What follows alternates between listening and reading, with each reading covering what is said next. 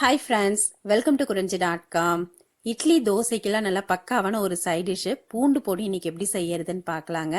அதுக்கு நான் தோல் உரிக்காத பூண்டு ஒரு கைப்பிடி அளவுக்கு எடுத்திருக்கேன். இந்த பூண்டு பொடி செய்யறது ரொம்ப ஈஸி. நம்ம பூண்டை தோல் உரிக்கணும்னு கூட அவசியம் இல்லை.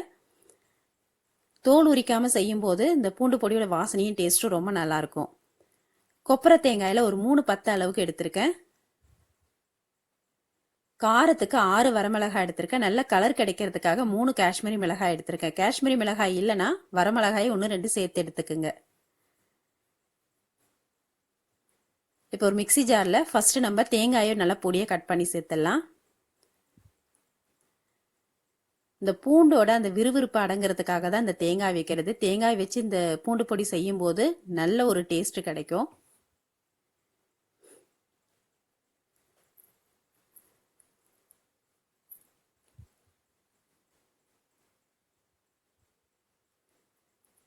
இப்போ இது கூட நம்ம எடுத்து வச்சிருக்க வரமிளகாயும் காஷ்மீரி மிளகாயும் சேர்த்து நல்லா அரைச்சி எடுத்துடலாம்.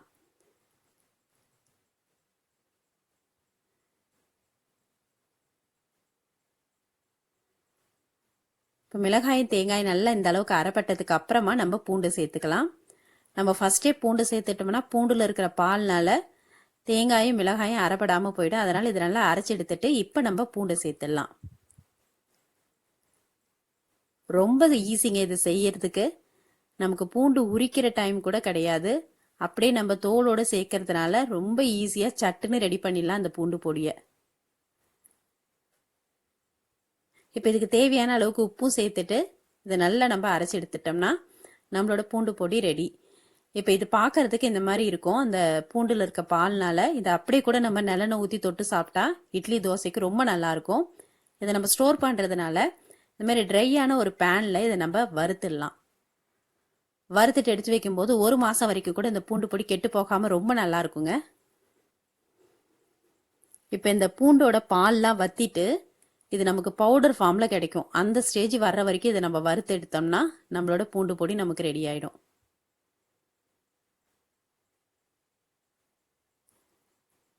என்னதான் நம்ம இட்லிக்கும் தோசைக்கும் சாம்பார் சட்னி எல்லாம் ரெடி பண்ணாலும் சைடில் இந்த பூண்டு பொடி இருக்கும்போது இதோட டேஸ்ட்டும் ரொம்ப நல்லா இருக்கும். நமக்கு இட்லியும் தோசையும் எத்தனை சாப்பிட்றோன்னே தெரியாது. கூட 2 சாப்பிட்டா தேவையான்னு இருக்கும் இதோட டேஸ்ட்டு. நல்ல காரமாக செக்கில் ஆட்டின நல்லெண்ணெய் ஊற்றி இந்த பூண்டு பொடி தொட்டு சாப்பிட்டு பாருங்க. உங்களுக்கு அப்போ தான் தெரியும் இதோட டேஸ்ட்டு.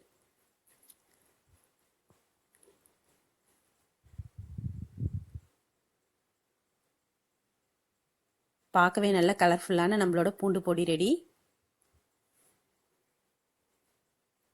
இப்போ இதுலேருந்து கொஞ்சம் எடுத்து